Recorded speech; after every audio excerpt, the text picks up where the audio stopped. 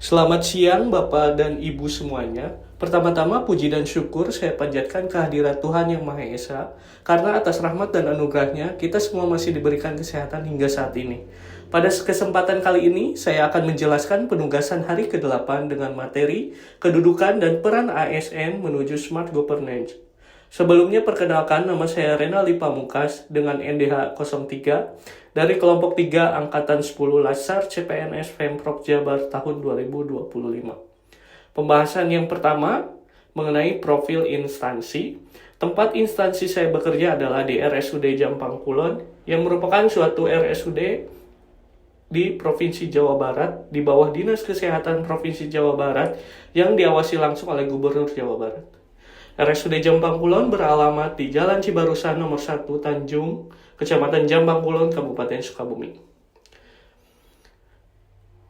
Visi dan misi RSUD Jampang Kulon, yaitu visinya, terwujudnya RSUD Jampang Kulon juara dalam pelayanan kesehatan lahir batin berdasarkan pelayanan prima, adil, inovasi, dan kolaborasi.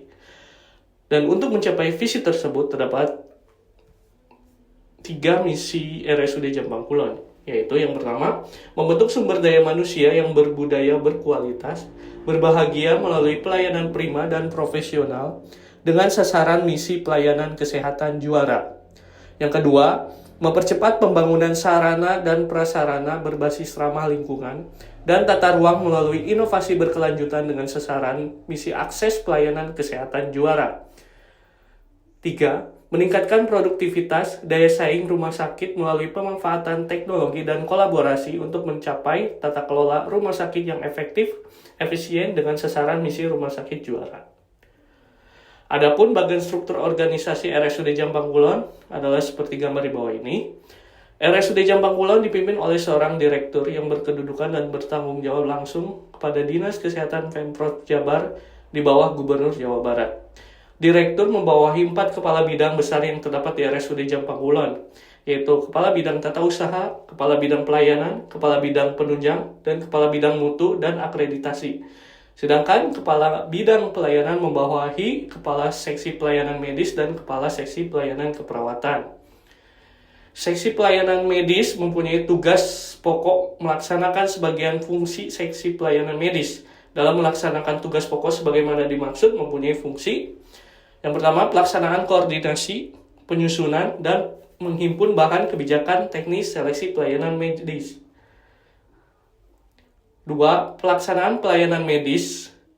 3. Pelaksanaan evaluasi dan pelaporan pelayanan medis dan pelaksanaan fungsi lain sesuai dengan tugas pokok dan fungsinya. Berikut adalah beberapa contoh layanan yang diberikan oleh dokter umum di bidang kasus gawat darurat. Yang pertama, IGD umum. Instalasi gawat darurat adalah pelayanan kesehatan untuk menangani pasien yang gawat darurat oleh dokter jaga hingga kondisi membaik. Setelah membaik, pasien umumnya akan dipindahkan ke ruang rawat inap yang telah ditentukan oleh dokter. Yang kedua, IGD PONEK atau Obstetriksi Neonatal Emergency Comprehensive adalah suatu pelayanan kedaruratan kasus maternal dan neonatal secara komprehensif dan terintegrasi selama 24 jam melalui jejaring rujukan dalam suatu wilayah atau daerah. IGD PONEK memiliki tujuan utama yaitu menyelamatkan dan menurunkan angka kematian ibu melahirkan dan anak yang baru lahir. Untuk respon time pelayanan dokter di gawat darurat untuk pasien kurang dari sama dengan 5 menit. Yang selanjutnya, standar layanan yang harus dicapai. Pertama, pasien terlayani medik sesuai standar di RSUD Jampang Kulon. Sasarannya jumlah laporan pasien terlayani medik sesuai standar. Indikatornya jumlah laporan pasien terlayani medik sesuai standar. Targetnya 1 laporan per bulan. Persentasenya apabila mengumpulkan 1 laporan 100%. Selanjutnya, keterkaitan tugas yang dilakukan dengan pencapaian tugas instansi. Tugas yang dilakukan di IGD RSUD Jampang Kulon berkaitan dengan pencapaian tugas ini, yaitu membantu Bapak Direktur dalam melaksanakan fungsinya di bidang pelayanan medis dengan melaksanakan tugas sesuai dengan standar yang telah ditentukan dan tidak melebihi batas waktu yang tertera. Maka secara tidak langsung telah mendukung fungsi di bidang pelayanan, terutama di bidang pelayanan medis. Yang sebaiknya dilakukan untuk memastikan kinerja pelaksanaan tugas medis menjadi lebih baik melalui perwujudan Smart ASN, Yang pertama, mudah beradaptasi dengan perubahan lingkungan dan mampu menggunakan aplikasi digital untuk menunjang efisiensi kerja seperti e-office dan rekam medis elektronik. Yang kedua, memberikan pelayanan terbaik kepada pasien dengan ramah tamah, cekatan, cermat, dan teliti. Yang ketiga, bersikap kritis terhadap isu yang ada di sekitar dan mencari gagasan solusi atas penyelesaian masalah. 4. Setia kepada Pancasila dan Undang-Undang Dasar 1945, serta menerapkan nilai-nilai berakhlak untuk membentuk ASN yang berkarakter. Demikian pemaparan yang dapat saya sampaikan. Mohon maaf apabila terdapat kesalahan kata maupun kekurangan. Atas perhatian Bapak atau Ibu, saya ucapkan terima kasih.